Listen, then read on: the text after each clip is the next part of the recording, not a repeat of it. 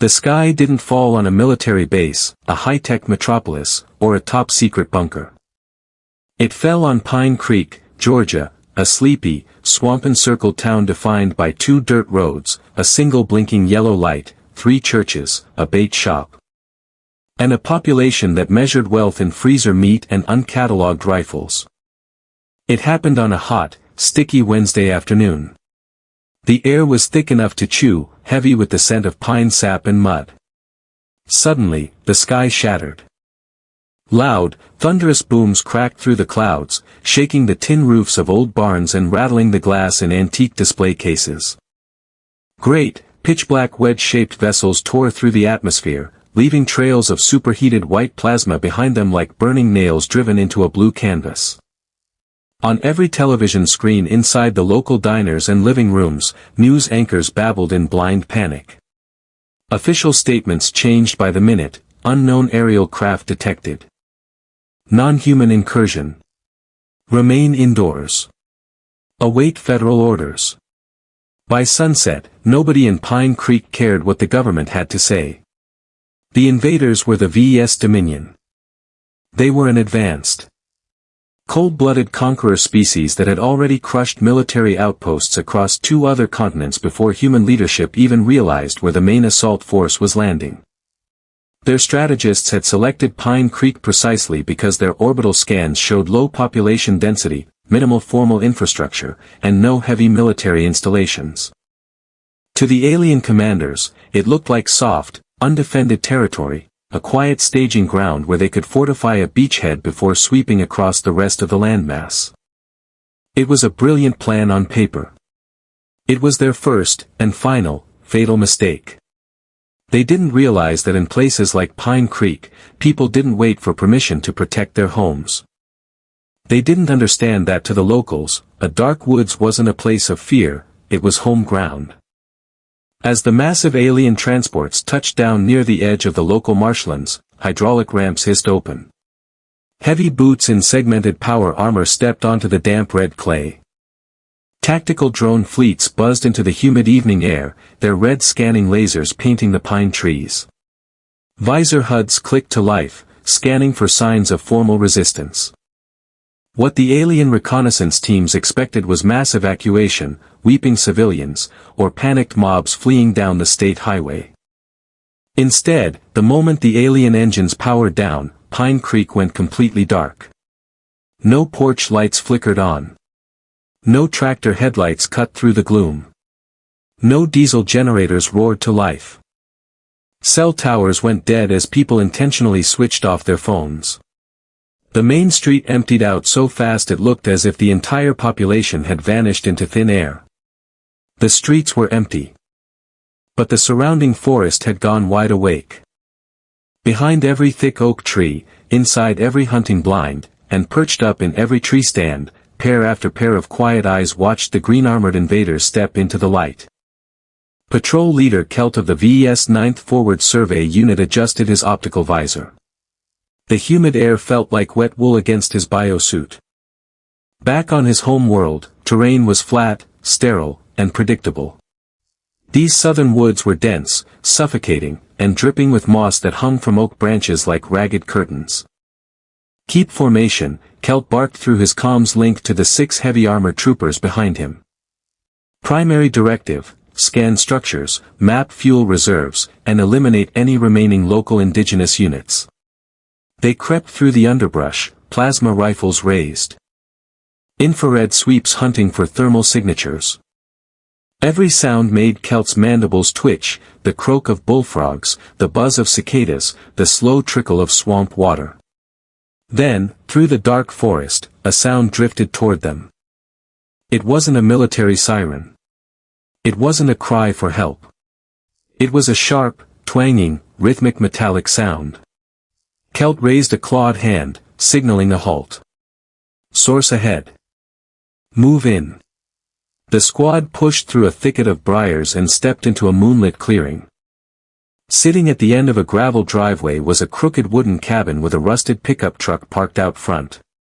Yellow light leaked through thin window curtains. And sitting right there on the front porch, rocking back and forth in a creaky wooden chair, was an elderly human woman.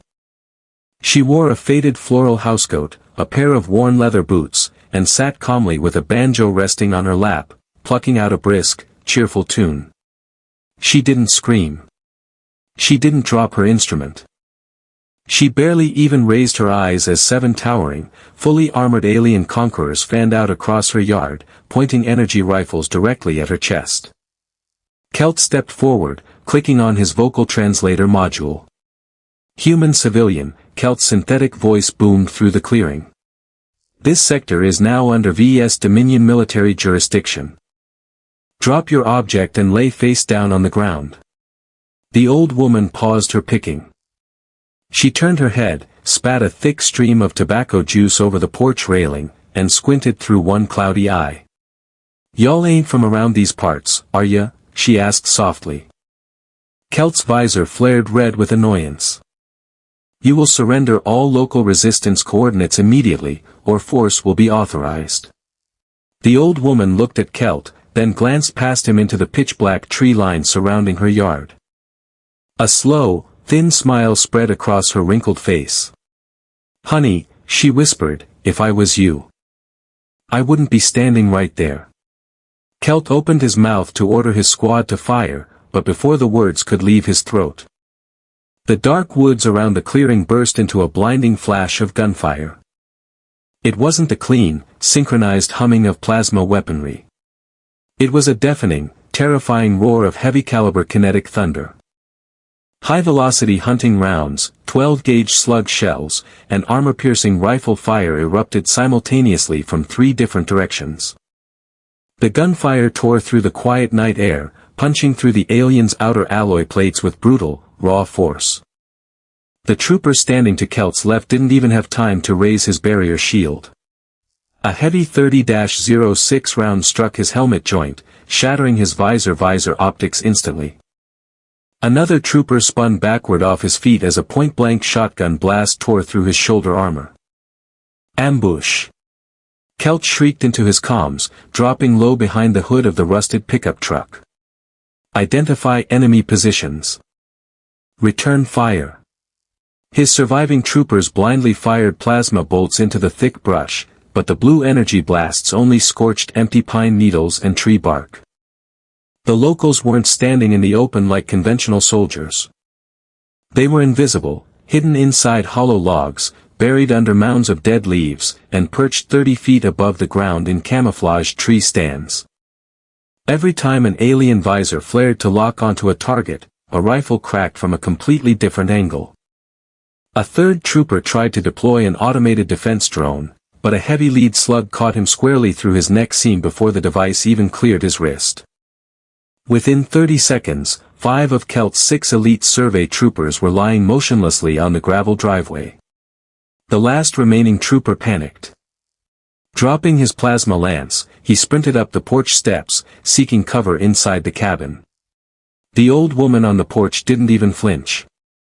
She set her banjo down on the small side table, reached beside her rocking chair, and picked up a heavy, double-barreled 12-gauge shotgun resting against the wall. As the alien trooper reached the top step, she raised the barrels smoothly, pressed them under the alien's armored chin, and pulled both triggers. Kelt turned to flee into the forest, his heart hammering against his ribs like a trapped bird. He made it 3 steps before something heavy smashed into the side of his helmet like a thrown anvil. The world spun violently, white light flashed before his eyes, and everything went completely dark. When Kelt slowly regained consciousness, the first thing he felt was a dull, thumping pain behind his skull. He opened his eyes, but his HUD was gone. His heavy armor had been completely stripped off. His hands were bound tightly behind his back with industrial-grade steel winching cable, securing him upright to a wooden chair. The air smelled overpoweringly of wood smoke, burnt motor oil, stale beer, and roasting meat. Kelt blinked away his blurred vision, expecting to see a military interrogation room or a federal black site.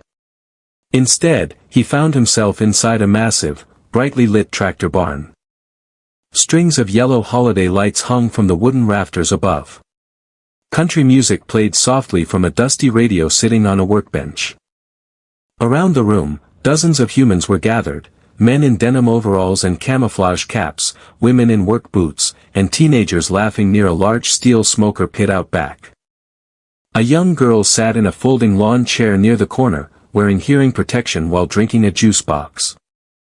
At the far end of the barn, hanging from heavy iron meat hooks attached to the ceiling beam, were the bodies of Kelt's fallen patrol squad. Kelt made a choked, terrified noise in his throat as his eyes adjusted. The humans weren't destroying the alien equipment. They were systematically cleaning the armor with wire brushes, stuffing the hollow joint cavities with newspaper and packing foam, and mounting the alien exoskeletons into poses. A tall man in grease-stained overalls looked up from a workbench, wiping his hands on an old shop rag. "Well, look at there," the man drawled, nudging his buddy with an elbow. "The big one's finally awake." Several humans turned around, grinning. The old woman from the porch sat nearby in a worn rocking chair, her banjo resting across her knees like nothing out of the ordinary had happened. "Evening, sugar," she said pleasantly, nodding toward him.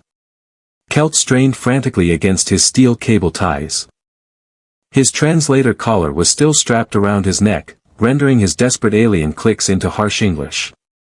What is this place?" Kelt demanded, his voice trembling. "What are you doing to my soldiers?" The tall man stepped closer, his boots crunching on the sawdust floor. "We're taxidermying son." "Taxidermy?" Kelt stammered, horror washing over him. "This is a violation of war directives. This is savagery."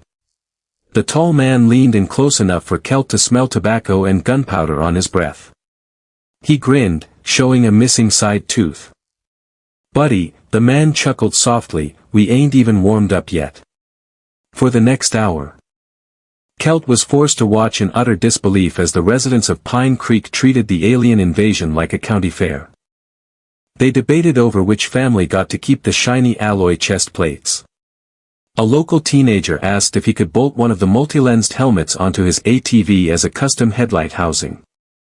A woman taking photos with a disposable camera complained that the state police would probably show up eventually and ruin all their fun. Finally, the old woman stood up, walked over to Kelt, and drew a sharp hunting knife from her belt. Kelt braced for the end, closing his eyes tight. But instead of striking him, she sliced straight through his steel cable bonds. The wires snapped, and Kelt collapsed onto the sawdust floor, shaking from shock. He looked up at her, bewildered. Why are you letting me live?" The old woman put her knife back in her sheath and smiled kindly. "Because fear travels better with a witness. Go on back and tell your friends." Kelt didn't wait. He scrambled to his feet and sprinted out of the barn, vanishing into the dark forest like a frightened rabbit. By the third day of the invasion, the Ves Dominion's occupation force had completely collapsed into chaos. Vehicles sent out on reconnaissance were found stripped to their frames along dirt logging roads. Automatic scout drones vanished over drainage ditches, their tracking signals dying instantly. One 8-man armored squad was found completely trapped inside their own troop transport, every hatch had been welded shut from the outside with an arc welder. And the interior had been filled with smoke and wild yellow jackets. Understanding that their perimeter was falling apart, the local human population held an official emergency gathering. It wasn't held in a bunker or a war room. It took place in the fellowship hall of First Baptist Church, simply because it was the only building in town with enough folding chairs left to seat everyone. Pickup trucks ringed the gravel parking lot outside, their beds loaded with coolers and spare ammunition cans. Inside, men and women in hunting camo sat shoulder to shoulder, while grandmothers at the back tables helped teenagers reload shotgun shells. Mayor Darnell, who also owned the local feed store, stood up at the wooden pulpit and banged a heavy crescent wrench against the microphone stand to bring the room to order. "All right, settle down now," the mayor shouted over the chatter. "We got a serious problem to address." The noise in the church fellowship hall slowly died down, though a few voices were still arguing near the back row. Tell Ronnie to settle down, someone yelled from the side aisle. He already bagged 12 of them down by the creek. 2 of them was officers. Ronnie yelled back, holding up his hands defensive-like. Officers count different on the scoreboard. Mayor Darnell banged the crescent wrench against the pulpit once more, letting out a heavy sigh. This is exactly why we called this meeting, the mayor said, pulling off his cap and wiping his sweat-soaked brow. We got more families wanting in on this harvest than we got aliens left roaming the county roads. So from this point forward, every hunting family is officially limited to a tag limit of 10. The room immediately erupted into loud groans and shouting. 10, a man near the front row protested. Hold on now, Darnell. My nephews haven't even gotten their turn yet. What about church groups? 10 per family. Mayor Darnell insisted, pointing a finger into the crowd. Not 10 per person. We are not letting the Miller family run up the whole board just because they got 9 sons who can shoot. Laughter rippled through the pews. A woman sitting near the middle stood up and raised her hand. Does roadkill count toward our 10 limit? She asked loudly. Mayor Darnell squinted at her. What roadkill, Martha? The one Jimmy hit on his four-wheeler down near the swamp road, she replied. Jimmy stood up proudly from the back row. I lined him up proper, Mayor. He didn't even see the headlights coming.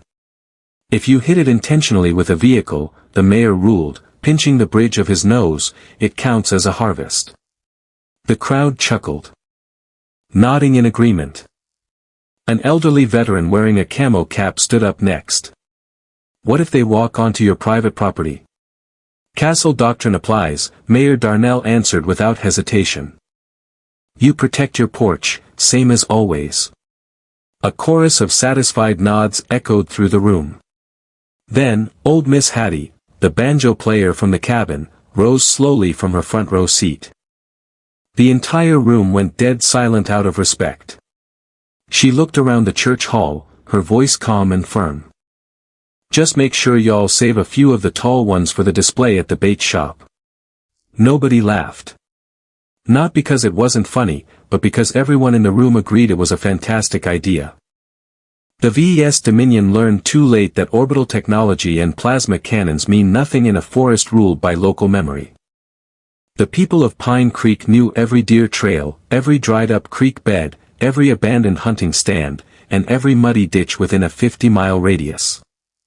They knew which backroads flooded during a spring rain, which wooden bridges creaked when something heavy crossed them, and which gravel driveways dead-ended into deep gator swamps. Every thicket of trees held a hidden sniper. Every abandoned barn was a trap. The invaders began finding wooden signs nailed to pine trees along their patrol routes, written in both English and crudely translated alien symbols, private property. Turn around if you like breathing. One entire tactical squad vanished near the river bend. When an armored recovery team was finally dispatched to find them 2 days later, they discovered the entire squad sitting in a neat circle around an unlit campfire in lawn chairs. Empty beer cans had been wired into their lifeless armored hands, and a cardboard sign pinned to the lead officer's chest read, "Bag limit reached." By the 7th day, the alien beachhead had completely collapsed from a glorious invasion into a desperate, panicked evacuation.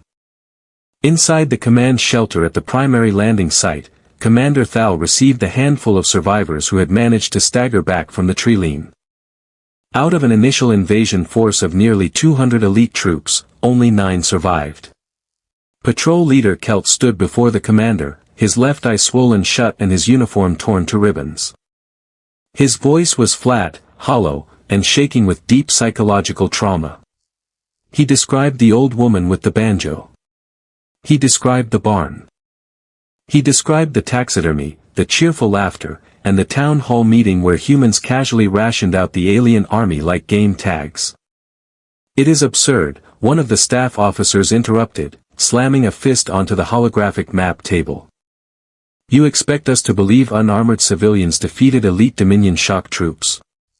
Kelt turned to the officer, his eyes wide with raw, frantic terror. I heard them.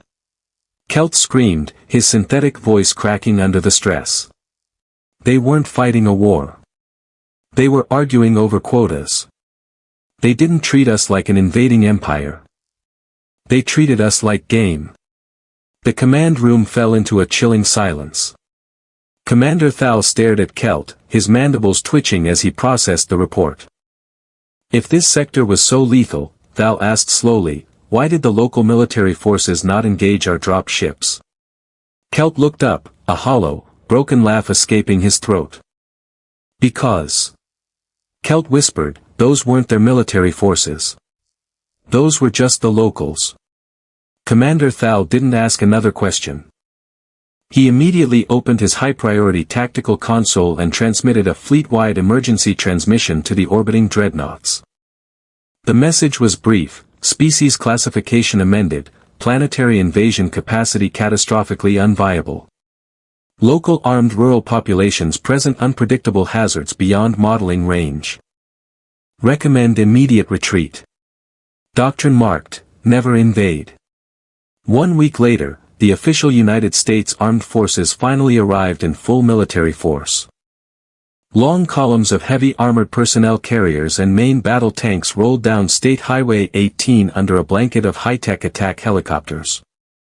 News cruise broadcasts were airing live across the nation, breathlessly reporting on the imminent federal counteroffensive to liberate the occupied Georgia zone. As the lead military convoy roared down the highway outside Pine Creek, they passed a beat-up, mud-splattered Ford F-250 pickup truck heading in the opposite direction at a lazy 40 miles per hour. The truck had one door painted a completely different color than the rest of the body. In the gun rack behind the driver sat 2 hunting rifles, and in the bed were 3 large plastic coolers strapped down with bungee cords. Bolted proudly to the center of the truck's front hood, right where a chrome hood ornament used to be, was the pristine, metallic head of an alien Dominion officer. The driver, a broad-shouldered man wearing mirrored sunglasses and a faded baseball cap, casually raised 2 fingers off the steering wheel in a polite, friendly wave as he passed the multi-million-dollar military convoy. Inside the lead armored vehicle, the Army sergeant blinked, staring out his bulletproof glass window in total disbelief. Did y'all just see that?" the sergeant asked his driver. Nobody in the vehicle answered. When the federal forces finally reached the coordinates of the original alien landing zone, they didn't find an alien army. They didn't find planetary defense shields or fortified bunkers. All they found was churned red mud, scorched earth, piles of spent brass casings, and enough crushed empty aluminum cans to suggest someone had thrown a massive weekend tailgate party directly on top of an alien invasion site. Stuck right in the center of the scorch mark where the main alien flagship had once rested was a hand-painted wooden sign driven deep into the clay. It read, "Y'all come back now, here. We still got more ammo." The soldiers stood around the sign in complete silence, the low hum of their drone sweeps buzzing overhead. A young lieutenant bent down, picked up an empty soda can from the dirt, and turned it over in his gloved hand. It was still cold.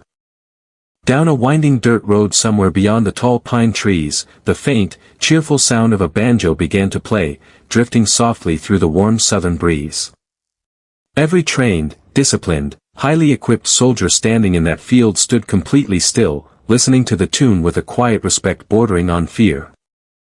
Because the aliens had learned firsthand what the rest of the galaxy was only starting to realize, the invasion didn't fail because Earth mobilized its armies. It failed because an advanced alien fleet accidentally landed in southern backwoods, and hunting season had just opened.